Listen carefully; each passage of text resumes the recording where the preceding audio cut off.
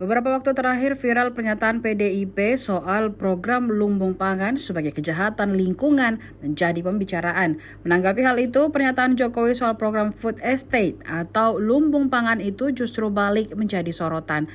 Sebelumnya Jokowi sudah menjawab kritikan PDIP soal program food estate yang dipimpin oleh Prabowo Subianto. Menurut Jokowi, dalam membangun lumbung pangan tidaklah semudah yang dibayangkan. Terkait hal itu, beberapa pihak mengatakan bahwa pernyataan tersebut cenderung membela Prabowo Subianto. Mereka juga menilai bahwa pernyataan itu seolah memperkuat dukungannya kepada Prabowo Subianto dan tidak kepada Ganjar Pranowo untuk maju di Pilpres. Menanggapi isu tersebut, Sekjen Partai Gerindra Ahmad Muzani membuka suara. Muzani menjelaskan bahwa Prabowo sebagai Menteri Pertahanan menjalankan program dari Presiden Joko Widodo. Hal itu ia sampaikan di Jakarta pada Sabtu 19 Agustus 2023 lalu.